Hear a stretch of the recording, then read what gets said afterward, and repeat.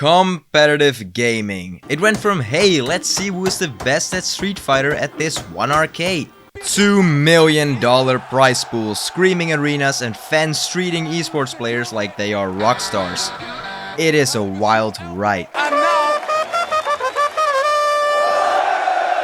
At first, gaming was just you, your couch, and maybe a sibling who would unplug your controller when you were winning. But then the internet came along and, well, the internet basically said, what if we made this stressful? And suddenly, everyone was competing against people across the world, and some of them were insanely good. Competitive gaming became a big thing, and before you knew it, there were leagues, sponsorships, and actual careers built around it. But what really caused esports to explode? Was it streaming or just big money? The sheer human need to teabag an opponent on a global stage? Well, there's a lot to talk about. Esports didn't just happen overnight, it started in the most ridiculous way possible. Nerds in a basement playing for bragging rights. The first known gaming tournament, 1972, Stanford University. The game, Space War. The prize, a year-long subscription to the Rolling Stone magazine. That was the peak of gaming competition at the time. You didn't win cash, you won articles about cash.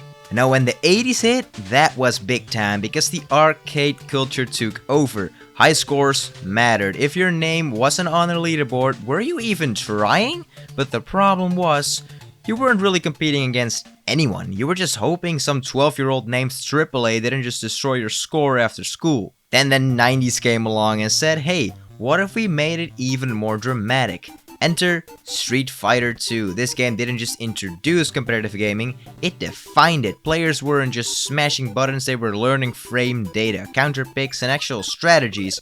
Suddenly, people weren't playing just to win. They were playing to humiliate their opponents, and honestly, it was beautiful. StarCraft, oh my god, when StarCraft happened in South Korea, let me tell you, they did not mess around at all. While the rest of the world was still figuring out how to set up a LAN party, Korea was broadcasting StarCraft matches on live TV. These guys turned gaming into a national sport. Pro players had sponsorships, fans, even scandals, because nothing says, we made it, like a good esports scandal. The early 2000s and online gaming changed goddamn everything. No more dragging your entire PC to a friend's house for a LAN party. Now you could get destroyed by a 14-year-old across the planet from the comfort of your own home. Xbox Live! Yeah, you know about Xbox Live. Battle.net and PlayStation Network made competitive gaming instantly accessible, and that's when things got real serious. But first, I need to talk about the one that defined online shooters, Counter-Strike. If you didn't have a headset screaming at your teammates about bomb sites, were you even playing this game? Counter-Strike wasn't just a game, it was a goddamn lifestyle. Clans, custom servers, mods, it was the Wild West, and the only law was who had the better aim. Talking about Counter-Strike, gotta talk about Halo 2! Halo 2! Because Halo 2 was the moment when console gaming said, hey PC nerds, we can do this too! Xbox Live turned Halo 2 into a full-blown competitive scene. Suddenly, MLG was a thing. Major League Gaming. It became more than it was. It became more than anything else. It became a whole fucking universe. And that's when every teenager in America told their parents, no mom, this is a fucking career. I mean, you were able to win actual money by being good at video games. Oh my god! League of Legends, Dota 2 showed up and the world changed forever, because if you thought a single competitive game was intense, imagine an entire genre built around it, making you hate your teammates. MOBAs took competitive gaming to a whole nother level. So we got League of Legends and Dota 2, but these weren't just games, these were cultures, entire way of life type games. If you played a MOBA, you weren't just competing, you were sacrificing your soul for MMR. And the stakes were absolutely fucking insane. Dota 2's The International became the biggest prize pool in esports history, casually dropping 40 million for people clicking on little guys to hit other little guys. It's just beautiful. But Fortnite said, hold my jug. Fortnite wasn't just a game, it was a global event. Every fucking kid in school was doing that stupid ass floss dance. Every streamer was getting millions of views, and Epic Games, being the absolute madman they are, dropped the Fortnite World Cup. Prize pool, $30 million! 30 million! And you know who won? Some 16-year-old kid won a whopping $3 million for cranking 90s in a stadium.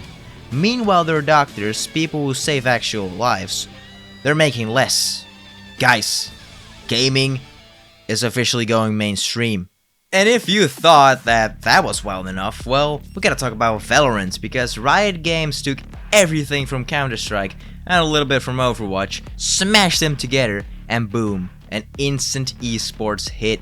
Every pro player who ever touched a tactical shooter said, this is my life now, and Riot, being Riot, went all in with it. And well, we got global leagues, $1 million tournaments, and a production value that made other esports look like a high school talent show. But here's the real kicker.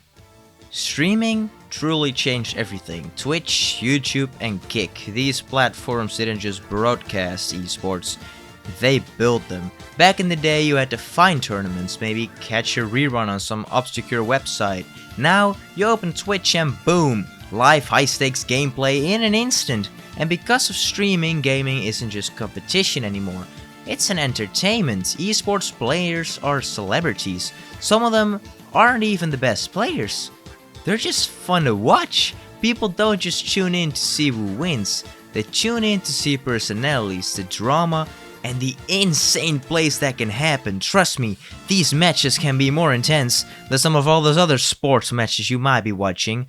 At this moment we're talking, esports is sitting on a goddamn goldmine of a new technology.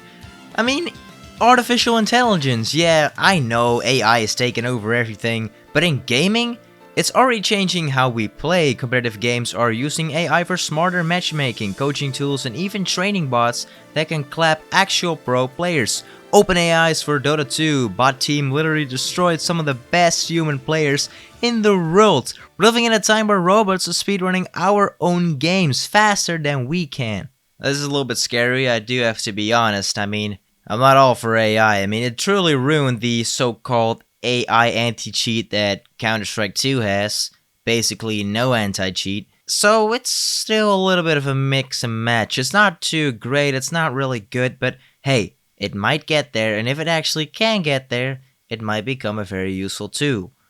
Right now it's kind of just being abused. And I haven't even mentioned VR esports. Right now VR is still that thing where people either get motion sickness or punch their entire furniture through their whole house, but it's getting there. Games like Echo VR and Blastin already had competitive scenes before getting shut down.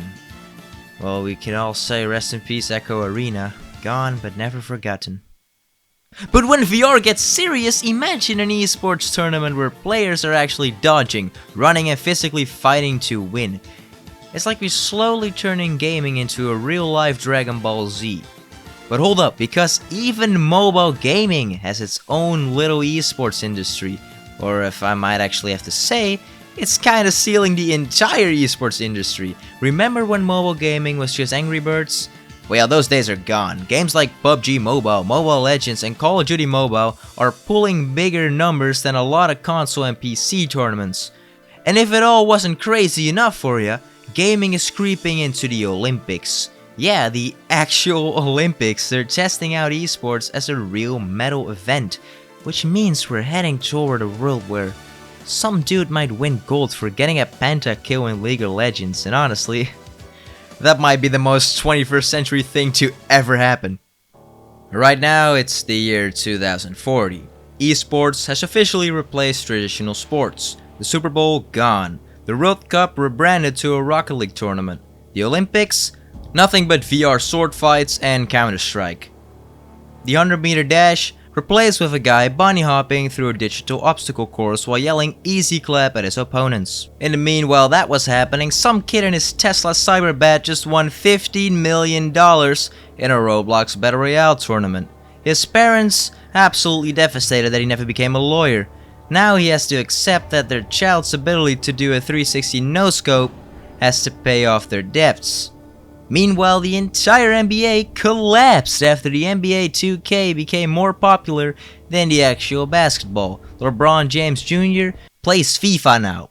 I don't fucking know. He plays FIFA now. And at the center of it all, a 90-year-old faker still playing League of Legends, still refusing to retire, sitting in a high-tech gaming chair that keeps his bones intact while he wins his 30th World Championship. Scientists are studying him at this point. This is the future. This is where we are headed. Competitive gaming isn't just going anywhere. It's only getting bigger, weirder, and absolutely more ridiculous. One day your grandkids will ask, "Grandpa, what was the first esport?" You look them dead in the eye and you say, "It was for a goddamn subscription to the fucking Rolling Stones, son."